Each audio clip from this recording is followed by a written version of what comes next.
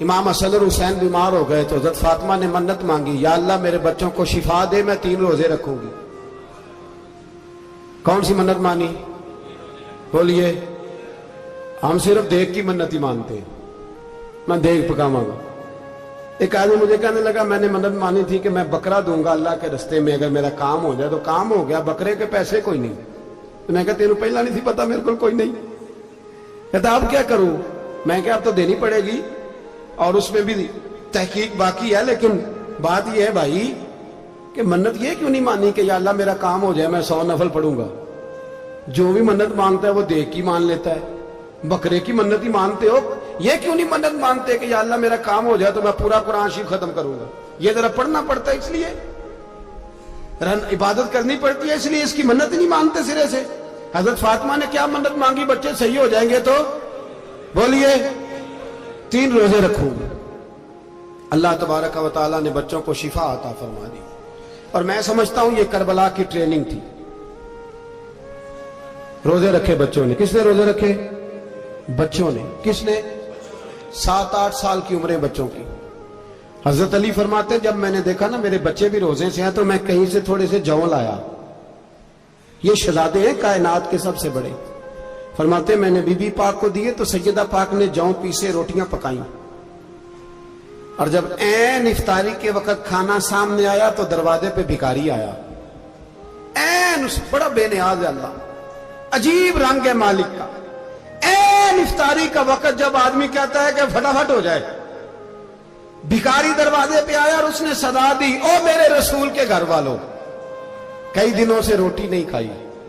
حضرت علی نے، حضرت فاطمہ نے بچوں کی طرف دیکھا تو امام حسین چھوٹے تھے سب سے، انہوں نے سب سے پہلے برتن اٹھائے کھانے والے، اور کہنے لگے اماں میں نہ دیکھے آؤں۔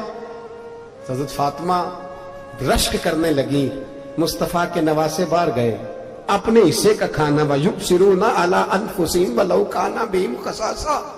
اللہ فرماتے انہیں بڑی اشد ضرورت بھی ہو پھر بھی وہ دوسروں پہ اثار کر دیتے۔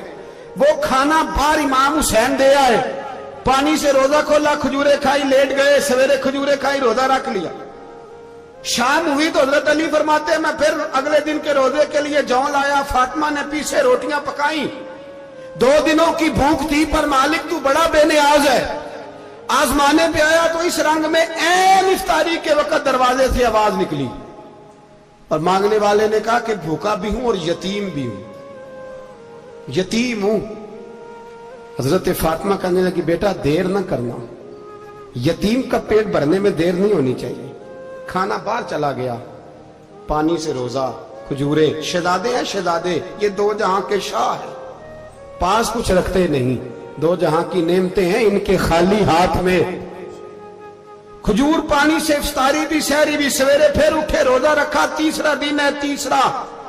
ذرا دل پہ ہاتھ رکھنا، بچہ ایک رات بھوکا ہو تو اماں سوتی نہیں، اور میں کہا کرتا ہوں اماں فالج والی ہو نا، فالج والی ماں، فالج زدہ، تو آدھی رات کو اس کا بیٹا جوان کا تھوڑی بھوک لگی ہوئی تھی، تو اماں کو رینگنا بھی پڑے تو وہ رینگ کے بھی جاتی ہے، روٹی پکاتی ہے، کہتے ہیں میرا لال بھوکا نہ سو جائے۔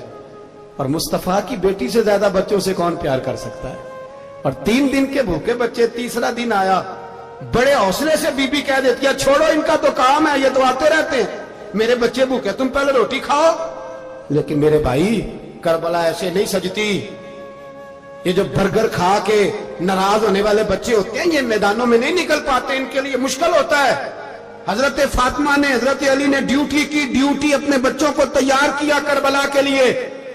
تیسرے دن جب رکھا صاحب نے کھانا تو باہر سے بولنے والا بولا کہا میں مسکین ہوں، لاچار ہوں، گھر بھی کوئی نہیں، کھانا بھی کوئی نہیں۔ امام حسین پھر اٹھے، تیسرے دن کا بھی کھانا دے دیا۔ حضرت علی فرماتے ہیں میں بچے پکڑ کے مسجد لے کے گیا، کہیں بھوک سے میرے لال گر نہ جائیں۔ کہتے ہیں ہامتے کامتے تینوں شہزادے مسجد میں داخل جو ہوئے تو بس ہماری قیمت پڑ گئی، مول پڑ گیا ہمارا۔